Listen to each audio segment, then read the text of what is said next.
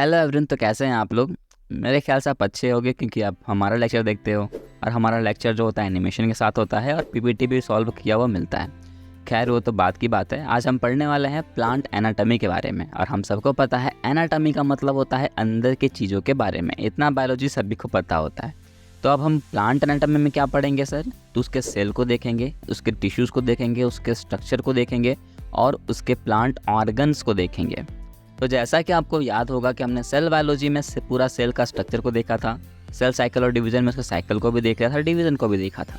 तो सेल तो यहाँ का टॉपिक कंप्लीट हो चुका है। तो जो कंप्लीट हो चुका है उसे क्यों बताना। आज हम पढ़ेंगे प्लांट टिश्यू सिस्टम के बारे में। अब कौन कौन से टिश्यू सिस्टम होते हैं वो देखो। और हाँ, बहुत लोगों को लगता नहीं, बहुत डिफ़िकल्ट है यार। ऐसा कुछ भी नहीं है, सच बता रहा हूँ, कोई भी डिफ़िकल्ट नहीं होगी आपको याद करने में। तो सबसे पहला टॉपिक डालो प्लांट टिश्यू। जो बटा होता है दो टाइप, एक होता है मेरिस्टेमेटिक टिश्यू, एक होता है परमानेंट टिश्यू। दोनों टिश्यू के बारे में मैंने पहले ही बताया है। अगर आपने इससे पहले का लेक्चर नहीं देखा है तो देख लेना, लिंक डिस्क्रिप्शन में है। प्लांट ग्रोथ एंड डेवलपमेंट आपको क्लियर होना चाहिए क्योंकि उसमें मैंने बताया था मेरिस्टेमेटिक टिश्यू जो होता है इसके अंदर प्रेजेंट होता है मेरिस्टेमेटिक सेल जो सेल का ग्रोथ करवाता है। राइट? हाँ यार, मेरिस्टम आपने कभी नाम सुना है ना? हाँ सुना है। तो उसकी क्या काम होता है? ग्रोथ करवाना। ओके। दूसरा होता है परमानेंट टिश्यू। इसके अंदर दो चीज़ होते हैं, एक होता है सिंपल परमानेंट, एक होता है complex permanent. Simple permanent tissue के में भी आते हैं तीन चीज़, एक होता है पैरेन्काइमा, कोलेन्काइमा और स्क्लेरेन्काइमा। स्क्लेरेन्काइमा की बात करो तो वो आपको डेड सेल के बारे में ज़्यादातर बताएगा। अरे मैं अगर अभी बता दूँ ना सभी के बारे में तो कंफ्यूज हो जाओगे। तो थाम के रखो अपने दिल को और थोड़ा पैसेंस रखो। जो मैं बताता हूँ जिस जगह पे उसको बस आपको याद करते चलना है ताकि आपका जो ये जो ट्रिक है ना मैं बना सकूँ और आपको ईजी करवा सकूँ, इसीलिए बताता हूँ। ओके। तो नेक्स्ट है कॉम्प्लेक्स परमानेंट टिश्यू। कॉम्प्लेक्स की बात करो तो यह चीज़ें बहुत कॉम्प्लेक्स हो जाती है, जिसमें है जाइलम और फ्लोएम। अगर आपको याद हो तो जाइलम के थ्रू किसका कंडक्शन होने वाला रहता है? वाटर मॉलिक्यूल्स का। और फ्लोएम के थ्रू फूड का। ये हमने पहले के लेक्चर में देख रखा है। अब बोलोगे सर कहाँ देखा है? तो ट्रांसपोर्ट इन प्लांट जब पढ़ाया था तभी बताया था। नहीं देखे हो तो उसको भी देख लेना, उसकी भी लिंक डिस्क्रिप्शन में है और नोट्स भी अवेलेबल है। ओके। अगर हम बात करें जाइलम की तो जाइलम के अंदर चार चीज़ें देखने को मिलता है, एक होता है ट्रैकिड, एक होता है वेसल्स, एक होता है जाइलम फाइबर, एक है जाइलम पैरेन्काइमा। फ्लोएम की बात करें तो उसमें भी चार चीज़ होते हैं पर उसको हम थोड़ी देर बाद देखेंगे। ओके, अभी इतना ही याद रखो। चलो ठीक है सर, इतना बता दिया तो इसका करोगे क्या? ये पूरा चैप्टर का समरी है ब्रो, इसी को हमें पूरा कंप्लीट करना है। तो एक एक करके बात करेंगे। सबसे पहला हेडिंग डालो प्लांट टिश्यू और लिखो मेरिस्टेमेटिक। नहीं लिखोगे मुझे पता है क्योंकि नोट्स आपके सामने है, तो आप मेहनत क्यों करना, बस आप सुनते चलो। एक बार मेरिस्टेमेटिक के अंदर मेरिस्टम सेल प्रेजेंट होता है और ये मेरिस्टम सेल जो है ग्रोथ करवाने का काम करता है। कैसे कराता है वो देखो। एक है प्रो मेरिस्टम, ये एपिकल रीजन में ग्रोथ को करवाता है। एपिकल रीजन मतलब कि नीचे से ऊपर का जो ग्रोथ होता है, लेंथ का जो ग्रोथ होगा वो एपिकल करवाता है, जैसा कि हमने पिछले लेक्चर में भी देखा है। एक होता है प्राइमरी मेरिस्टम, जब प्रो मेरिस्टम से बड़ा ग्रोथ होगा तो वो कन्वर्ट होगा प्राइमरी मेरिस्टम में। तो प्राइमरी मेरिस्टम जो होता है इंटर कैलरी में ग्रोथ को करवाता है। इंटर मतलब दो डिफरेंट, कैलरी मतलब कैलरी, तो दो डिफरेंट कैलरी के बीच ये ग्रोथ करवाता है, इसीलिए कहते हैं इसको इंटर कैलरी। अगर हम बात करें सेकेंडरी मेरिस्टम की तो सेकेंडरी मेरिस्टम जो होता है वो लेटरल वाइज ग्रो कराता है, मतलब कि उसके जो वृद्ध होंगे, जो विड्थ होगा, जो ग्रिथ होगा, उसको बढ़ाने का काम करेगा। राइट? हाँ यार, मतलब कि उसकी मोटापा को बढ़ाएगा। हाँ अभी सही समझ रहे हो। तो ये सब चीज़ें मैंने पिछले लेक्चर में भी देखा था पर इस लेक्चर में इसलिए बता दिया क्योंकि बहुत लोग ऐसे हैं जो नहीं देखेंगे, तो इस मैंने बता दिया। दूसरी बात करते हैं परमानेंट सेल की। तो परमानेंट सेल में हमने देखा कि एक होता है सिंपल, एक होता है कॉम्प्लेक्स। सिंपल के अंदर देखा पैरेन्काइमा, कोलेन्काइमा, स्क्लेरेन्काइमा। कॉम्प्लेक्स में देखा हमने जाइलम और फ्लोएम। राइट? तो ये तो थी बस छोटी छोटी जानकारी। ओके, अब एक एक करके टॉपिक को स्टार्ट करते हैं। सबसे पहला टॉपिक डालो प्रो मेरिस्टम। ये जो प्रो मेरिस्टम होता है, प्रो का मतलब पता है ना? पहले, मतलब मेरिस्टम सेल बनने से पहले की कहानी। तो जब मेरिस्टम सेल की ग्रोथ होती है, मैचुरेशन होता है, तो वो प्राइमरी मेरिस्टम में कन्वर्ट हो जाता है। प्राइमरी मेरिस्टम से फिर वो कन्वर्ट होना चाहेगा सेकेंडरी मेरिस्टम में, और सेकेंडरी मेरिस्टम के बाद वो कन्वर्ट होना चाहेगा सेकेंडरी परमानेंट टिश्यू में। पर सेकेंडरी परमानेंट टिश्यू में अगर वो उसको कन्वर्ट होना है तो उससे पहले उसको प्राइमरी परमानेंट टिश्यू में भी तो कन्वर्ट होना पड़ेगा ना।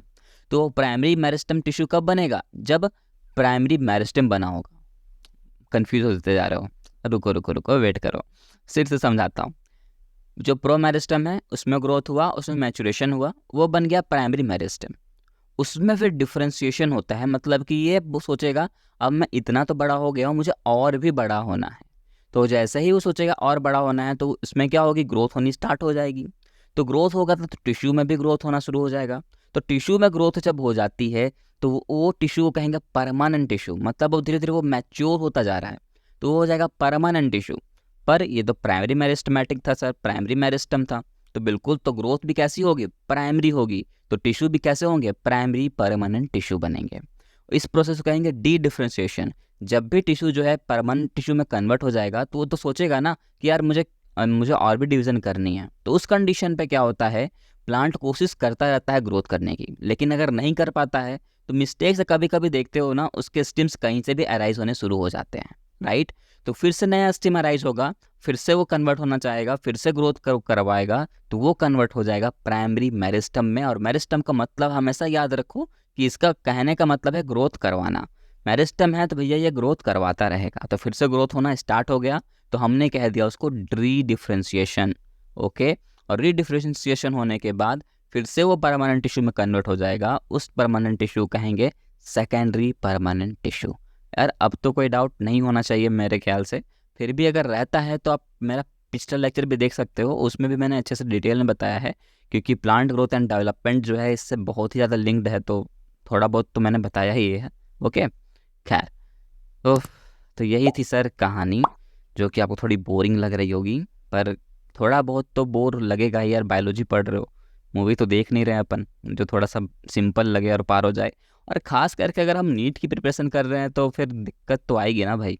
डॉक्टर लोगों को दिक्कत नहीं आएगी तो पेशेंट लोग को क्या दिक्कत रहेगा। तो हमने एक पड़ाव तो पार कर लिया, मतलब प्रो मेरिस्टम को कवर कर लिया। दूसरा था एपिकल मेरिस्टम। अब इसकी कहानी सुनते हैं। देखो, एपिकल मेरिस्टम जो होता है वो प्राइमरी मेरिस्टम एक ही है, मतलब है ना। प्राइमरी मेरिस्टम का भी मेन काम होता है ग्रोथ करवाना, वो भी एपिकल रीजन में। हम सबको पता है जो मेरिस्टम होता है वो दो पार्ट में टूटते हैं, एक होता है एपिकल मेरिस्टम, एक होता है लैटरल मेरिस्टम। तो जो एपिकल मेरिस्टम होता है उसके अंदर आता है रूट एपिकल मेरिस्टम और शूट एपिकल मेरिस्टम, जो उसका इलोंगेशन में हेल्प करता है, लेंथ का ग्रोथ करवाने में हेल्प करेगा। अगर हम बात करें इंटरकैलरी मेरिस्टम की, तो ये भी प्राइमरी मेरिस्टम के अंदर ही आता है। इसके अंदर भी जो ग्रोथ होती है वो लेंथ वाइज ही ग्रोथ होती है, और ये होता है दो मैच्योर टिश्यू के बीच में। अगर हम बात करें तो इसमें एक पॉइंट मैंने लिखी है जो आपको हमेशा के लिए याद रखना है, क्योंकि इससे क्वेश्चन आता है। मैंने लिखा है occur in grasses and regenerate the part of the remove by the grazing herbivores. ठीक है, नहीं समझ में आया होगा, बताता हूँ। आपने कभी कोई बकरी को घास खाते हुए देखा है? देखा ही होगा। तो वो घास जहाँ मन करता है वहाँ से खाना शुरू कर देती है। ऐसा कोई फिक्स थोड़ी है, उसने घास देखा वो खाने लगा। ऐसा कोई फिक्स थोड़ी होता है कि हाँ यार मेरे को यहीं से खाना है, ऐसा कुछ का कुछ भी नहीं होता, कहीं से भी खा सकती है वो, राइट। तो जब वो खाती है तो क्या अगले दिन फिर ग्रोथ नहीं होती है क्या? होती है ना। तो उस ग्रोथ को करवाने का काम करता है ये इंटर कैलरी मेरिस्टम। ये सोचता है यार तुम टूटे हुए क्यों रहोगे, तुम्हें भी जुटना चाहिए और फिर से वहाँ पर ग्रोथ होने लगेगा। पर अगर वो बहुत नीचे से खाट जाता है तो उस टाइम उसमें ग्रोथ होना थोड़ा सा दिक्कत हो सकता है, मतलब पॉसिबल नहीं होता है। वो भी किस केस में होगा वो हम आगे देख लेंगे, पर अभी इतना तो समझ गया ना। बिल्कुल। उसके बाद है लेटरल मेरिस्टम। लेटरल मेरिस्टम की बात करो तो इसमें कौन सा मेरिस्टम आएगा? सेकेंडरी मेरिस्टम आएगा, जी हाँ। और इसमें लेटरल वाइज ग्रोथ होगा, विड्थ बढ़ाएगा, ग्रिथ बढ़ाएगा, राइट। तो अभी तक आपको लेक्चर कैसा लग रहा है? मज़ा आ रहा है ना? देखो यार, अगर मज़ा आ रहा है ना तो अच्छी बात है, और इसी इंटरेस्ट के साथ हमने अभी तक आधा पोर्शन कंप्लीट कर लिया। तो पेरेंट का एमा आपने हेडिंग डाल लिया, मुझे पता है नहीं डाले होके, क्योंकि नोट से तो कौन डालता है हेडिंग, गलत चीज़ नहीं, ठीक है। तो पेरेंट का एमा की बात करें तो ये बहुत ही प्रिमिटिव है, बहुत, मतलब समझो तो यार पहले से वर्क करना यही स्टार्ट करता है। ये फर्स्ट इन्वॉल्व्ड हुआ रहता है। ये भी क्वेश्चन पूछा गया था कि सबसे पहले इन्वॉल्व्ड कौन हुआ था, तो पेरेंट काइमा होता है। इसे फंडामेंटल टिश्यू क्यों कहते हैं पता है? इसलिए कहते हैं क्योंकि इसका मेन काम होता है फोटोसिंथेसिस को करवाना, फूड का स्टोरेज करवाना और सिक्रीशन करवाना। जिसको फोटोसिंथेसिस पता होगा तो उसमें ये भी पता है यार, कुल मिला करके हम लास्ट में फूड बनाते हैं, तो फूड स्टोरेज तो फोटोसिंथेसिस से ही क्लियर हो जाएगा। और कोई भी चीज़ अगर हम बनाते हैं तो उसका सिक्रीशन भी करते हैं, तो प्लांट भी सिक्रीशन करते हैं, जो हेल्प कौन करता है? पेरेंट काइमा करता है।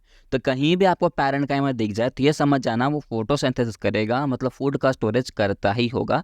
इसीलिए हम इसको फंडामेंटल टिश्यू भी कहते हैं। अगर हम बात करें तो इसके फॉर्म ऑफ मेजर कंपोनेंट्स हैं, जैसे कि इसका जो सेल वाल होता है थीन होते हैं, और तो और मेनली सेलुलोज भरा पड़ा होता है। थीन मतलब समझ रहे हो, पतला सा, हाँ बिल्कुल थीन होता है, और इसमें ज़्यादातर सेलुलोज भरे पड़े रहते हैं। अगर हम बात करें तो इसके जो सेल होते हैं वो क्लोजली पैक्ड होते हैं और आपस में इंटरसेलुलर स्पेस होता है। देखो यहाँ से कन्फ्यूज़न ना स्टार्ट होती है बहुत लोगों को कि सर ये क्लोजली पैक्ड क्या होता है और ये इंटरसेलुलर स्पेस क्या हो रहा है। देखो क्लोजली पैक होने का मतलब है कि वो चिपका हुआ है, लेकिन इतना भी नहीं चिपका हुआ कि दोनों के बीच कोई गैप ही नहीं है। मतलब स्पेस है, मतलब कि दोनों सेल के बीच गैप तो है लेकिन आपस में सटा हुआ ही है ना। तो देखो इंटरसेलुलर का मतलब ही क्या हो रहा है, इंटर मतलब डिफरेंट, सेलुलर मतलब सेल, मतलब दो डिफरेंट डिफरेंट सेल के बीच का स्पेस इसमें प्रेजेंट होता है, मतलब ये क्लोजली पैक्ड है। लेकिन कहीं वर्ड आ जाए डेंसली पैक्ड, डेंसली पैक्ड कहने का मतलब होता है कि एक के ऊपर एक ओवरलैप कर जाना। जैसे कि मैंने आपको यहाँ फिगर से बताया हुआ है, मैंने दो एक बनाया है ना, देख ही सकते हो, जो भी बनाया है बस गोल गोल कर दिया है। हाँ यार जोक मत मारा करो, बात को समझो।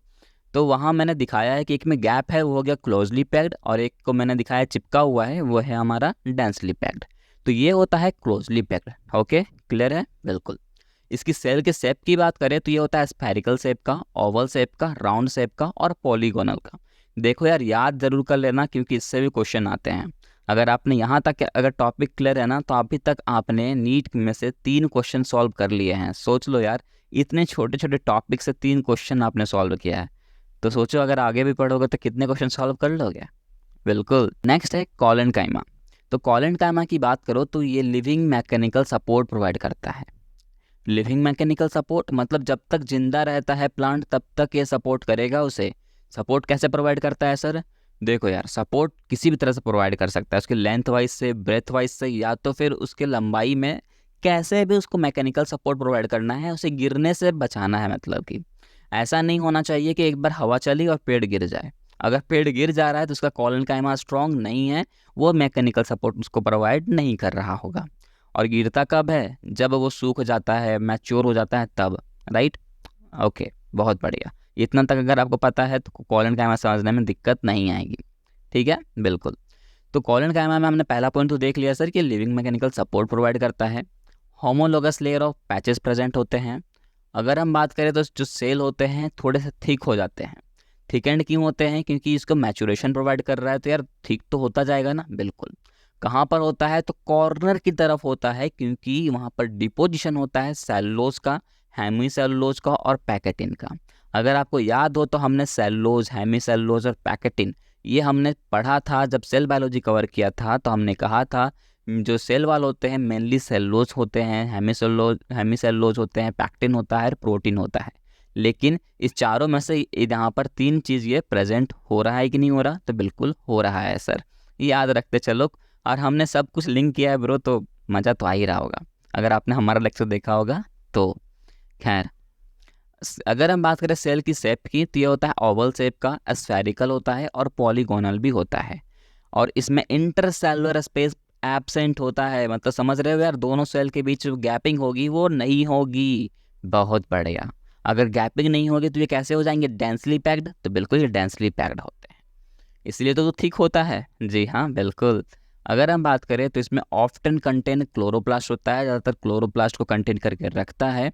और इसका मेन काम होता है मैकेनिकल सपोर्ट प्रोवाइड करना। कहाँ पर? तो यंग स्टेम में और पैटियोल ऑफ द लीफ में। लीफ का जो पैटियोल होता है, मतलब जहाँ से लीफ कनेक्ट होता है उस जगह पे, ताकि ऐसा ना हो कि हवा चले और उसका जो पत्ता है वो टूट जाए। तो बिल्कुल कॉलेनकाइमा भी सीख लिया ना। स्क्लेरेनकाइमा बहुत ईजी है। देखो कॉलेनकाइमा कह रहा था वो लिविंग मैकेनिकल टिश्यू है, ये स्क्लेरेनकाइमा कहता है कि डेड मैकेनिकल टिश्यू है। इट मीन्स अब प्लांट जो है वो मैच्योर हो चुका है, टूटने वाले केस में आ चुका है, तो उसके जो मैकेनिकल टिश्यूज होंगे वो टूट के गिरने लगते होंगे। लेकिन ऐसा तो नहीं होता ना यार, सूख गया तो एक ही और पूरा प्लांट जो है अपने आप गिर जाएगा, ऑटोमेटिकली गिर जाता है? नहीं गिरता। मतलब उस टाइम भी कोई ना कोई तो उसे सपोर्ट प्रोवाइड करता होगा ना। तो बिल्कुल उस कंडीशन पे सपोर्ट प्रोवाइड करता है अपना स्क्लेरेनकाइमा। ये बोलता है भैया तुम कुछ भी कर लो मैं तुम्हें जल्दी गिरने नहीं दूंगा। तो ये भी एक मैकेनिकल सपोर्ट प्रोवाइड करता है। क्यों? क्योंकि इसके पास डेड मैकेनिकल टिश्यू प्रेजेंट होता है, तो ये भी मैकेनिकल सपोर्ट को प्रोवाइड कर सकता है। और इसके सेल वॉल जो होंगे वो बहुत ही थिक होंगे, लेग्निफाइड होंगे और विदाउट प्रोटोप्लास्ट होंगे। प्रोटोप्लास्ट नहीं होता है, कहने का मतलब ग्रोथ नहीं होगा। प्रोटोप्लास्ट, प्रोटोप्लाज्म, ये सब वर्ड जो है ना ग्रोथ से रिलेटेड है। ये हमने पिछले लेक्चर में क्लियर किया है ना। हाँ यार किया तो है, बार बार क्लियर करूँगा तो यहाँ पर तो दिक्कत आएगी ना। तो बिल्कुल सर दिक्कत तो आएगी। तो आपको क्या करना है, आपको वो लेक्चर जा करके देख लेना है। इतना प्यार से समझा रहा हूँ यार, देख लेना वरना महंगा पड़ेगा। हाँ चलो ठीक है। अब हम बात करेंगे टाइप ऑफ एस्क्लेरेनकाइमा की। तो पहला है अस्क्लेराइड्स। अस्क्लेराइड्स की बात करो तो ये दे में भी स्फेरिकल, ओवल और सिलेंड्रिकल। ये स्फेरिकल भी हो सकते हैं, ओवल भी हो सकते हैं और तो और सिलेंड्रिकल भी हो सकते हैं। नेक्स्ट पॉइंट में मैंने लिखा है कि इसके जो सेल वॉल होते हैं हाईली थिकेंड होते हैं। जैसा कि हमने पहले ही देख लिया था यार कि हाँ सर थिक तो होते हैं। और इसमें डेंसली पैक्ड होंगे सेल, बिल्कुल होंगे। और इसमें मैकेनिकल टिश्यू जो सपोर्ट होगा वो प्रोवाइड किया जाएगा, तो बिल्कुल किया जाएगा। तो जो मैंने आपको पहले बताया ना वही सब चीज़ लिखा हुआ है, चाहो तो आप एक बार रीड कर सकते हो। और मैं बता दूँ जो फाइबर है वो थोड़ा ज़्यादा इंपॉर्टेंट है, लेकिन इस फाइबर के अंदर जो पिट्स होते हैं, जो पोर्स होते हैं ना, उससे अधिक पोर्स और पिट्स जो होते हैं स्क्लेराइड्स में प्रेजेंट होते हैं। ये एक इम्पॉर्टेंट पॉइंट है जिससे क्वेश्चन नीट में आया था, तो वो मैंने बता दिया है। और इसमें क्वेश्चन ज़्यादा नहीं पूछे जाते हैं। ज़्यादातर आपको फोकस करना है पैरेंकाइमा में और कॉलेंकाइमा में, क्योंकि ज़्यादातर नीट ने क्वेश्चन उसी से पूछा है, तो आपको ज़्यादातर फोकस उसी में करना चाहिए। तो लो ये एक और टॉपिक हमारा क्लियर हो गया। हेडिंग डालते हैं कॉम्प्लेक्स टिश्यू। कॉम्प्लेक्स टिश्यू की बात करो तो इसके अंदर जो भी हम पढ़ने वाले हैं, जो भी सेल्स को देखेंगे, वो more than one type of cell से मिल करके बना होगा। जैसा कि पहला है जाइलम, दूसरा है फ्लोएम। जाइलम की बात करो तो इसका मेन काम होता है वाटर को कंडक्शन करना, जो कि दो चीज़ों से करवाता है। एक होता है ट्रैकिड, एक होता है वेसल्स। अब देखो यार, एक ही काम को अगर दो जन करते हैं तो लड़ाई तो होती ही है। वो ट्रैकिड बोलता है कि मैं ज़्यादातर वाटर को सप्लाई कर पाता हूँ, और वेसल्स बोलेगा कि नहीं, वाटर का कंडक्शन मैं ज़्यादा अच्छा कराता हूँ। तो इसी बीच में हो गई दोनों के बहस। बहस को ठीक करने के लिए साइंटिस्ट ने बोला कि ठीक है, चलो हम एक एक्सपेरिमेंट करते हैं और तुम्हारे लिए एक चार्ट ही बना देते हैं। तो चार्ट बनाया उन्होंने, लिखा है ट्रैकिड के लिए कि ट्रैकिड जो होता है ये प्रेजेंट होता है वेस्कुलर प्लांट में, सारे वेस्कुलर प्लांट में, और वेसल्स प्रेजेंट होता है एंजियोस्पर्म में। जिम्नोस्पर्म क्या है, एंजियोस्पर्म क्या है, ये में कन्फ्यूज़न आती है ना। कोई बात नहीं, प्लांट किंगडम जब अपन पढ़ेंगे ना तो उस टाइम पूरा क्लियर हो जाएगा। अभी इतना समझ में आ रहा है ना कि यार ये प्रेजेंट किस में होता है, तो एंजियोस्पर्म में प्रेजेंट होता है। तो अगर हम ट्रैकिड की बात करते हैं तो इसका जो सेल का टाइप होता है वो होता है इनपरफोरेटेड, और अगर हम बात करें वेसल्स में तो प्रेजेंट होता है परफोरेटेड। अगर हम सेल वाल देखते हैं तो इसमें थिन होता है, इसमें थिक होता है। देखो यार, ट्रैकिड में थिन सेल वाल है और जो वेसल्स है उसके सेल वाल थोड़े थिक है, मतलब ये ज़्यादातर ये प्रोटेक्शन प्रोवाइड कर सकता है। बिल्कुल, तो एक तरह से एक पॉइंट मिल गई कि ये ज़्यादा अच्छा है वेसल्स। अगर हम बात करें कनेक्शन की तो ये लैटरल में कनेक्शन प्रोवाइड करता है और vessels end to end connection देता है, राइट। मतलब कहीं से भी हो कोई दिक्कत नहीं है, और एंड टू एंड कनेक्शन देगा, और ये सिर्फ लैटरल रीजन में देगा।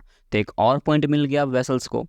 फिर क्रॉस सेक्शन की बात करें तो ये देखा जाता है ट्रैकेट जो होता है वो पॉलीगोनल होता है और ये सर्कुलर होता है। और हम सबको पता है पॉलीगोनल है तो उसका शेप कुछ अजीब सा होगा, और वाटर का कंडक्शन अगर उसे कराना हो तो ये थोड़ा सा स्लो हो जाएगा, और सर्कुलर में तो थोड़ा सा फास्ट ही होगा ना यार उसके मुकाबले। तो बिल्कुल एक और पॉइंट मिल जाता है वेसल्स को, मतलब 3-0 से अभी तक पीछे चल रहा है।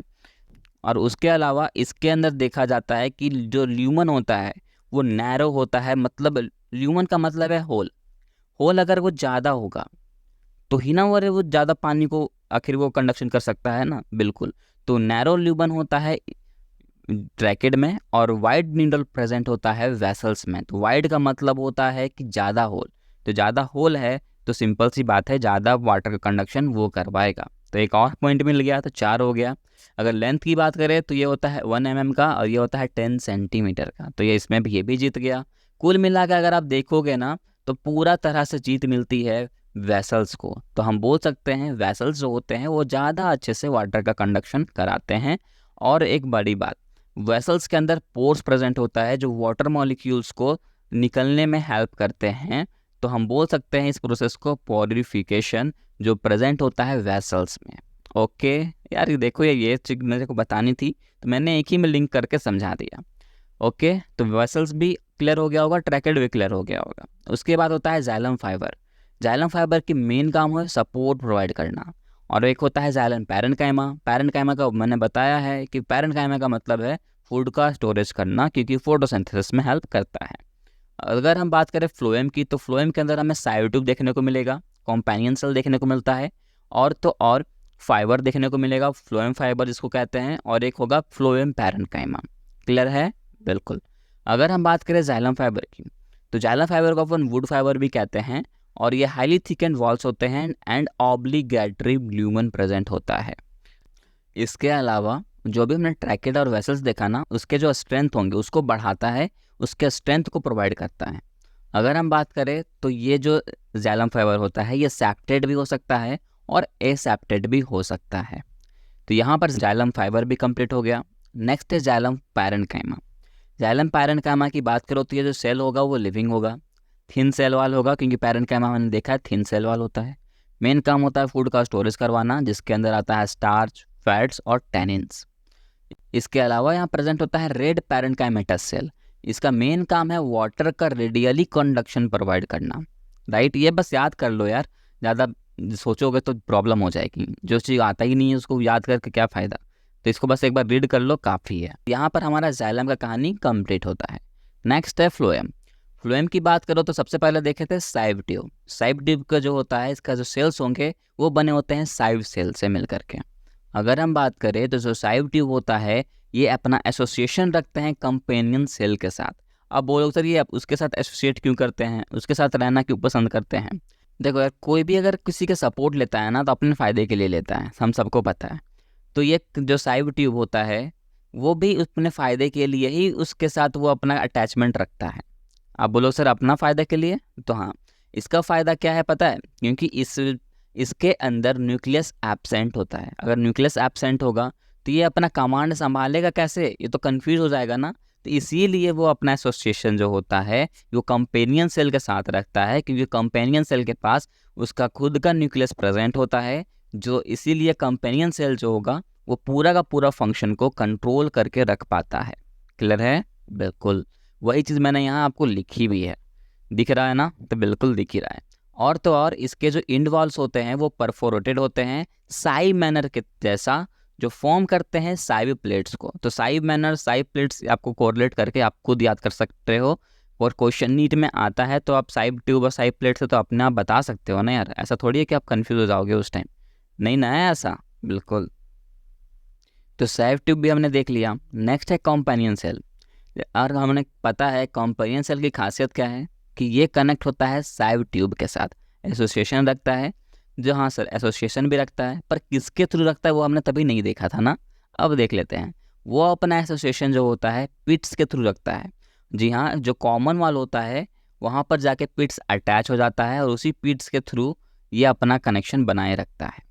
राइट, और तो और ये साइव ट्यूब का जो प्रेशर ग्रेडियंट होता है उसको भी मेंटेन करने का काम करता है।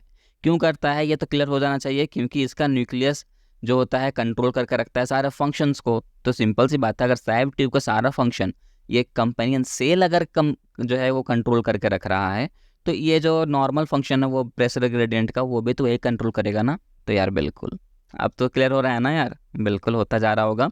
लास्ट है फ्लोएम फाइबर, जिसको अपन कहते हैं बास्ट फाइबर। क्या कहते हैं? Bast fibre. बासी फाइबर नहीं कहना, बास्ट फाइबर कहते हैं।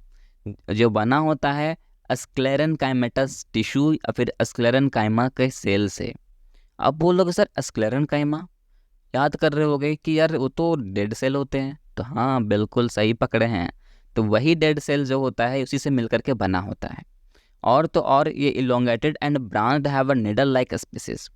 और तो और ये क्या होता है, इलोंगेशन भी प्रोवाइड करता है, और अनब्रांच्ड होते हैं, और निडल लाइक एपिसिस भी प्रेजेंट होता है। इसके अंदर सेकेंडरी फ्लोएम प्रेजेंट होता है और प्रोवाइड द मैकेनिकल सपोर्ट्स, और इसके अंदर मैकेनिकल सपोर्ट भी प्रोवाइड करने का काम करता है। जी हाँ, आपको पता ही होगा जो स्क्लेरेनकाइमा के सेल होते हैं वो भी तो आखिर क्या मैकेनिकल सपोर्ट प्रोवाइड कर रहे थे ना। बिल्कुल, तो यहाँ पर भी मैकेनिकल सपोर्ट प्रोवाइड होगा। आप समझ में आ रहा है? नहीं आ रहा तो कोई बात नहीं, रट्टा मार लेना। खैर आगे बढ़ते हैं।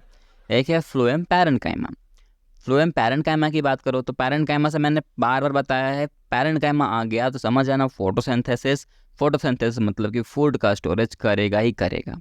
राइट, बिल्कुल। तो मैंने पॉइंट भी लिखा है कि इसका मेन काम है फूड का स्टोरेज करना, जैसा कि मैंने लिखा भी है कि it store the food materials and other substance like rennin, latex और म्यूकिलेज। ये आपको याद होनी चाहिए कि कौन जो किसका डाइजेशन करवाता है। एक्चुअली नीट तो क्वेश्चन नहीं पूछा है इतना अंदर से, फिर भी कोई एनटीए का भरोसा नहीं है, कभी भी कुछ भी कर सकता है। और वैसे भी बहुत पोर्शन डिलीटेड है ना, तो हो सकता है क्वेश्चन आ भी जाए, तो यार बिल्कुल स्किप मत करना, इसलिए मैंने ये सब लिख भी दिया है। ओके, बिल्कुल। अगर हम बात करें नेक्स्ट पॉइंट में, तो नेक्स्ट पॉइंट में लिखा है pits through the which plasmodesmatal connection exist between the cell. Next point को मैं समझाता हूँ। देखो, दो सेल होती है ना, दो सेल के बीच जो कनेक्शन होता है वो रखना चाहता है पिट्स के थ्रू। अब सिंपल सी बात है, दो सेल के बीच अगर कनेक्शन रख रहा है पिट्स के थ्रू, तो दोनों सेल के जो प्लाज्मा मेम्ब्रेन होंगे वो भी तो आपस में कनेक्शन होंगे ना, वो भी तो आपस में कनेक्ट होंगे, बिल्कुल से कनेक्ट होंगे। उस कनेक्शन को ही कहते हैं प्लाज्मोडेजमेटल कनेक्शन। तो कहने का मतलब है कि जो दो सेल के बीच का जो कनेक्शन होता है वो रखना चाहता है पिट्स के थ्रू, उस कनेक्शन को कहते हैं प्लाज्मोडेजमेटल कनेक्शन। क्लियर होता गया, बिल्कुल। नेक्स्ट पॉइंट लिखा है in gymnosperm the xylem fibres, vessels, companion cells and sieve tube are absent. जो जिम्नोस्पर्म होते हैं उसमें ना तो साइव फाइबर होता है, ना ही जाइलम फाइबर होता है, ना ही वेसल्स होते हैं, ना ही कंपेनियन सेल होता है, ना ही साइव ट्यूब होता है। अगर हम बात करें मोनोकोट्स की, तो मोनोकोट्स में भी phylum phloem fibre, phloem parenchyma, vascular Cambrian और सेकेंडरी ग्रोथ एब्सेंट होता है। देखो यार, अगर ट्रिक लगाना चाहो तो आप अपने से भी लगा सकते हो। मैंने तो ये लगाया है कि कंपेनियन सेल अगर नहीं है तो साइव ट्यूब भी नहीं होगा, राइट। एक तो ये हो गया। अगर हम बात करें तो जाइलम फाइबर एक याद कर लो आप, जाइलम फाइबर, और एक वेसल्स ओके, ये दोनों को आपको याद रखना ही पड़ेगा। मोनोकोट की बात करो तो देखो, जब अगर जिम्नोस्पर्म में जाइलम फाइबर नहीं है तो मोनोकोट में भी फ्लोएम फाइबर नहीं होगा। उसके अलावा फ्लोएम पैरेन्काइमा भी नहीं होगा। ओके, उसमें वेसल्स था तो इसमें वैस्कुलर कैम्बियन, उसमें वेसल्स, इसमें वैस्कुलर कैम्बियन। ऐसा याद रखोगे ना तो आपको दिक्कत नहीं होगा। और देखो, इसमें सेकेंडरी ग्रोथ भी जो होती है एब्सेंट होती है। तो देखो, सेकेंडरी ग्रोथ के अंदर ही वैस्कुलर कैम्बियन और कॉर्क कैम्बियन आते हैं। तो सेकेंडरी ग्रोथ ही अगर नहीं होगा तो वैस्कुलर कैम्बियन आएंगे ऐसे। ओके, बात समझ रहे हो? तो अब तो कोई दिक्कत नहीं हो रही ना। देख लो यार, हमने पूरा का पूरा टिश्यू सिस्टम को कंप्लीट कर लिया क्या? बिल्कुल, जितना तभी हमने पढ़ना था पढ़ लिया। इसके अलावा अब आपको पढ़ना है 3 चीज़ और। अब बोलोगे सर अभी तो पढ़ लिया हमने, तो यार एक और पढ़ लो ना, क्या ही जाता है। पढ़ना तो पड़ेगा क्योंकि आपके एनसीईआरटी में दिया हुआ है। आपके एनसीईआरटी में लिखा हुआ जो टिश्यू सिस्टम होते हैं वो बटे गए हैं 3 टाइप के। एक होता है इपीडर्मल टिश्यू सिस्टम, एक होता है ग्राउंड टिश्यू सिस्टम, और एक होता है वास्कुलर टिश्यू सिस्टम। एक एक करके बात करेंगे। एक जो इपीडर्मल टिश्यू सिस्टम होता है वो थिन लेयर के होते हैं, उसका जो सेल होते हैं वो काफ़ी थिन होते हैं। ओके, और इसके अंदर प्रेजेंट होता है इपीडर्मल सेल। देखो यार, इपीडर्मल टिश्यू है तो वो किसके, इपीडर्मल सेल से ही तो मिल करके बना होगा ना, तो बिल्कुल जो थिन होता है बिल्कुल होते हैं, जैसा कि हमने पहले बता दिया। और नेक्स्ट पॉइंट लिखा गया है कि इसके अंदर स्टोमाटा प्रेजेंट होता है, एपिडर्मल अपेंडेजेस भी होते हैं। अब कहाँ होते हैं वो देखो, टॉपिक डाल दिया हमने एपिडर्मिस। एपिडर्मिस की बात करो तो ये प्रेजेंट होते हैं outer most of the layer of the primary plant body. जो प्राइमरी प्लांट बॉडी है उसकी आउटर मोस्ट लेयर में ये एपिडर्मिस प्रेजेंट होता है। अगर हम बात करें तो ये जो एपिडर्मिस होता है ये यूजुअली सिंगल लेयर्ड के होते हैं। इसके अंदर पैरेन्काइमेटस सेल प्रेजेंट होंगे। तो पैरेन्काइमेटस सेल है मतलब कि वह फोटोसिंथेसिस में हेल्प करेगा। और याद करो, फोटोसिंथेसिस पिगमेंट कहाँ पर बनते हैं? क्लोरोफिल। क्लोरोफिल कहाँ पर बनता है? क्लोरोप्लास्ट के अंदर बनता है सर। और हमने सेल बायोलॉजी जब कंप्लीट किया था तो हमने वहाँ पर एक चीज़ और कहा था कि जो क्लोरोप्लास्ट होते हैं उसके अंदर जो थाइलाकोइड मेम्ब्रेन होता है उसके अंदर ही फोटोसिंथेटिक पिगमेंट प्रेजेंट होते हैं। तो बिल्कुल सर होते हैं। और यही क्लोरोफिल आगे जाके रिएक्शन करता है और बोलता है कि तुम अब फूड बनाओ, है ना, कहा था ना। बिल्कुल यार, हमने रेस्पिरेशन में भी ये सब कुछ देखा है और हमने फोटोसिंथेसिस में भी देखा है। तो अगर आपने नहीं देखा है तो लिंक डिस्क्रिप्शन में है, जाके देख लेना। क्योंकि इससे ज़्यादा बताऊँ तो यार लेक्चर बड़ा हो जाएगा अपना, जो फिर आपको अच्छा नहीं लगेगा। ओके, इसलिए देख लेना। इसके अलावा वहाँ प्रेजेंट होता है स्मॉल साइटोप्लाज्म और होता है लार्ज वैक्यूल। क्या होता है? लार्ज वैक्यूल भी होता है। और तो और waxy thick layer of the cuticles prevent water loss. और एक waxy thick layer of cuticles भी प्रेजेंट होता है जो वाटर लॉस होने से बचाता है। अगर वाटर लॉस होने से बचा रहा है इट मीन्स कुछ फ़ायदा हो रहा है क्या सर? बिल्कुल, वाटर लॉस नहीं होने देगा तो उस प्लांट को ज़्यादा से ज़्यादा वाटर मिलेगा। अब ज़्यादा से ज़्यादा वाटर मिलेगा तो उसका ज़्यादा से ज़्यादा ग्रोथ होगा। जी बिल्कुल। एक है स्टोमाटा। स्टोमाटा की बात करो तो ये प्रेजेंट होता है एपिडर्मिस ऑफ द लीफ। कहाँ प्रेजेंट होता है? एपिडर्मिस ऑफ द लीफ, मतलब कि जो लीफ होता है उसके बाहर के साइड प्रेजेंट होता है। ये टाइनी टाइनी पोर्स प्रेजेंट होते हैं, उसी को कहते हैं स्टोमाटा, जो ओपन होता है डे टाइम में, क्लोज होता है नाइट टाइम में। उसका मेन काम है गैसेस को एक्सचेंज करना। डे टाइम में कौन सा गैस को लेता है? ऑक्सीजन को लेता है। सॉरी, डे टाइम में ये CO2 को लेता है, ऑक्सीजन को रिलीज करता है, और नाइट टाइम में ये ऑक्सीजन को लेने लगता है और CO2 को रिलीज करता है। लेकिन पीपल का प्लांट एक ऐसा ही प्लांट है जो एनी टाइम वो ऑक्सीजन को देता रहता है और CO2 को लेता रहता है, चाहे वो डे टाइम हो या फिर नाइट टाइम हो। ये सब तो क्लियर होगा यार। और तो और ये एक्सचेंज ऑफ गैसेस करते हैं, ये भी मैंने बता दिया। बाकी कुछ कहानी इतनी खास नहीं है, जितनी थी मैंने बता दी है। और तो और मैंने ये लेक्चर को पिछले लेक्चर में भी बताया है, तो बार बार कितनी बार बताऊं। अगर आपको स्ट्रक्चर देखना है तो देख सकते हो। बाहर का जो सेल होता है उसको कहते हैं एपिडर्मल सेल। अंदर का जो लेयर होता है वो थिक होता है, बाहर का जो वॉल होता है वो थिन होता है। अगर हम बात करें तो इसमें एक वैक्यूल प्रेजेंट होता है जो सबसे बड़ा होता है, और इस वैक्यूल के बाहर जो सेल होते हैं उस सेल को कहते हैं गार्ड सेल, जो उस के अंदर का जो स्टोमेटल पोर होता है उसको सेपरेटली बचा के रखने का काम करता है। राइट, बिल्कुल सर, आपने जो कहानी बताई हमें याद हो गया। तो याद तो होनी ही थी यार, इतना अच्छा समझा रहा हूँ तो याद तो होनी ही थी। नेक्स्ट टॉपिक डालो, एपिडर्मल एपेंडेजेस। जो एपिडर्मल एपेंडेजेस होते हैं वो दो टाइप के होते हैं, यूनिसेलुलर भी हो सकते हैं और मल्टी सेलुलर भी हो सकते हैं। यूनिसेलुलर की बात करो तो उसमें जो रूट हेयर होंगे उससे उसका काम क्या होता है? वाटर को एब्जॉर्ब करना, मिनरल्स को एब्जॉर्ब करना। मल्टी सेलुलर होगा तो उसके जो स्टीम होंगे, जो ट्राइकोम्स होंगे वो प्रेजेंट होंगे। मल्टी सेलुलर में स्टीम भी होगा और तो और ट्राइकोम्स भी होंगे, जो उसे बचाएगा वाटर लॉस होने से। और तो और जो मल्टी सेलुलर होंगे अपेंडेजेस, तो वो ब्रांच्ड भी हो सकते हैं और अनब्रांच्ड भी हो सकते हैं। ब्रांचेस मतलब समझ रहे हो ना, कहीं से भी स्टीमराइज हो जाएंगे। राइट, और अनब्रांच्ड मतलब कि सिंगल लेयर होगा, जैसे कि हम देखते आए हैं। ओके, तो यहाँ तक कोई डाउट नहीं है? बिल्कुल। अब देखो यार, यहाँ से मैं जो भी बोलूँगा ना वो बाद में हम अपन लिंक करने वाले हैं, सेकेंडरी ग्रोथ पढ़ेंगे तब। तो अब जो जो मैं बोलूँ अच्छे से सुनना, ध्यान से सुनना, कभी कभी लिख भी लेना, पर स्किप बिल्कुल मत करना, क्योंकि अब यहाँ से बहुत बहुत बहुत ज़्यादा इंपॉर्टेंट है। अगर ये नहीं समझोगे तो फिर आगे मुझे समझाना दिक्कत हो जाएगा, और फिर आपको लास्ट में बोलूँगा कि याद कर लेना। तो अगर आप याद करने से बचना चाहते हो तो जो मैं कह रहा हूँ उसको याद करते चलना। ओके, तो अब हमने एपिडर्मल टिश्यू सिस्टम को कंप्लीट कर लिया। अब बारी है वैस्कुलर टिश्यू सिस्टम की। देखो ये सब जो मैं बताते जा रहा हूँ ना उसको बिल्कुल भी स्किप मत करना, और जो मैं बोलते जा रहा हूँ उसको याद करते चलो, क्योंकि ये जो अभी समझ नहीं आ रहा है ना, इसका लिंक हम करेंगे अभी जब सेकेंडरी ग्रोथ पढ़ेंगे ना तब। उस टाइम ये पूरा का पूरा जो मैं बता रहा हूँ ना उसको हम इकट्ठा करके वहाँ पर लिंक करने की कोशिश करेंगे।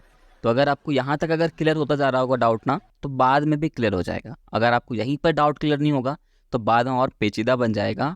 फिर आप बोलोगे सर मुझे समझ नहीं आ रहा, तो उस टाइम सिर्फ आपको याद करना पड़ जाएगा।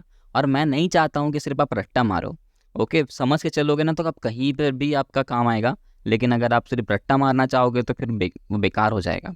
इसलिए मैं बोल रहा हूँ जो भी मैं अब बोलूँगा ना उसको कम से कम आप कहीं कहीं लिखते चलो या तो याद ही करते चलो, वो ज़्यादा अच्छा होगा। ओके, बिल्कुल। तो टॉपिक डालो वैस्कुलर टिश्यू सिस्टम। ये होते हैं दो टाइप के, एक होता है रेडियल, एक होता है कंजॉइंट। रेडियल के अंदर जो भी फ्लोएम और जो जाइलम होंगे दोनों का कंसंट्रेशन अलग अलग भी हो सकता है। हो सकता है जाइलम ज़्यादा हो, या भी हो सकता है कि फ्लोएम ज़्यादा हो। अगर हम बात करें कंजॉइंट की तो उससे भी दो टाइप निकलते हैं, एक होता है ओपन, एक होता है क्लोज्ड। अब ओपन किसको कहेंगे सर और क्लोज्ड किसको कहेंगे? कंफ्यूजन आ रही है? बताता हूँ। ओपन अपन उसको कहेंगे जिसके अंदर कैम्बियन की रिंग प्रेजेंट हो। मेरा स्ट्रक्चर दिख रहा है आपको? अगर स्ट्रक्चर दिख रहा है तो समझ जाओगे। देखो, एक तरफ फ्लोएम है, एक तरफ जाइलम है। फ्लोएम किधर है? ऊपर की तरफ। जाइलम किधर है? नीचे की तरफ। ये भी आपको याद रखना है। दोनों के बीच कौन सी रिंग प्रेजेंट है? कैम्बियन रिंग प्रेजेंट है। तो कैम्बियन की रिंग अगर प्रेजेंट है तो हम कहेंगे वो ओपन है। वो कैसा है? वो ओपन टाइप है। अगर हम बात करें तो अगर कैम्बियन की रिंग अगर एब्सेंट होगी तो हम उसको कहेंगे कि सर ये क्लोज्ड है। कैसा है? क्लोज्ड टाइप का है। ओके, और ओपन होता है डाइकोट में और क्लोज्ड होता है मोनोकोट में। मैंने मिस्टेक से यहाँ उल्टा लिख दिया है, पर आपको ये समझना है कि जो क्लोज्ड है वो है मोनोकोट और जो ओपन टाइप है वो होता है डाइकोट। क्लियर है? तो डाइकोट मोनोकोट भी क्लियर हो गया ना? बिल्कुल। इसके बाद है ग्राउंड टिश्यू सिस्टम, और ग्राउंड टिश्यू सिस्टम में मैंने लिखा है कि all the tissues except epidermis या फिर वैस्कुलर बंडल्स, उसके अलावा ये दोनों को छोड़ करके बाकी जितने भी टिश्यू सिस्टम होंगे वो सारे के सारे इसी ग्राउंड टिश्यू सिस्टम के अंदर आ जाते हैं। ओके, अब क्लियर हो गया? बिल्कुल। नेक्स्ट पॉइंट लिखा है consist of parenchyma, collenchyma and sclerenchyma. Next point ये भी लिखा है कि इन लीव्स मेजोफिल और thin walled chloroplast are present. हम सबको पता है जो लीफ में जो मेजोफिल्स होते हैं वो थीन होते हैं, राइट, और तो और वॉल से क्लोरोप्लास्ट भी प्रेजेंट होते हैं। और मैंने ऐसा कुछ भी एक्स्ट्रा नहीं लिखा है, पूछोगे नहीं क्यों? क्योंकि आपके एनसीईआरटी ने नहीं लिखा तो मैं क्यों लिख दूं भाई, एक्स्ट्रा क्यों पढ़ना, है ना, इसलिए मैंने नहीं लिखा। अब हम यहाँ से पढ़ेंगे स्टीम के बारे में, रूट के बारे में और लीफ के बारे में। एक बार देखेंगे मोनोकोट स्टीम, एक बार देखेंगे डाइकोट स्टीम, एक बार देखेंगे मोनोकोट रूट, एक बार देखेंगे डाइकोट रूट, उसी तरह एक बार देखेंगे मोनोकोट लीफ और एक बार देखेंगे डाइकोट लीफ। तो अब और मज़ा आएगा। और हमने जो भी पढ़ा है ना अभी तक, epidermal tissue system, vascular tissue system और ग्राउंड टिश्यू सिस्टम, तीनों को हम कोरिलेट करके एक जगह इकट्ठा करेंगे। और यहाँ पर देखो कैसे मैं इसका ट्रिक बनाता हूँ और आपको समझाता हूँ। अगर क्लियर है ना टॉपिक तो बहुत मज़ा आएगा, मैं सच बता रहा हूँ। तो सबसे पहले मैंने डाला है topic dicot steam. Dicot steam में मैंने पहला पॉइंट लिखा है एपिडर्मिस। डाइकोट स्टीम में एपिडर्मिस प्रेजेंट होते हैं। और एपिडर्मिस कहाँ प्रेजेंट होगा सर? आउटर मोस्ट लेयर में। ये कैसा होता है? सिंगल लेयर होता है, बिल्कुल हमने देखा है।